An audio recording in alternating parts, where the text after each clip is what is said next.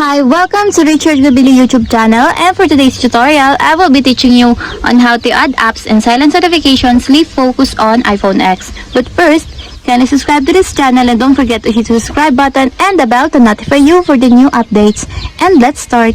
Using your iPhone X from your home screen, first go to Settings. Then in the settings, scroll down and click the Focus. Then in the Focus, choose the Sleep.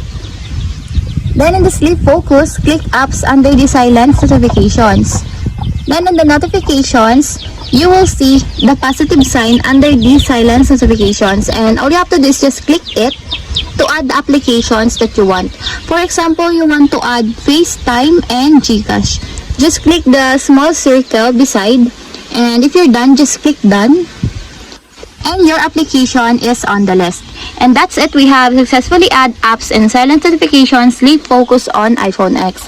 If you have a question, kindly comment down below and don't forget to hit the subscribe button and the bell to notify you for the new updates. And thank you for watching!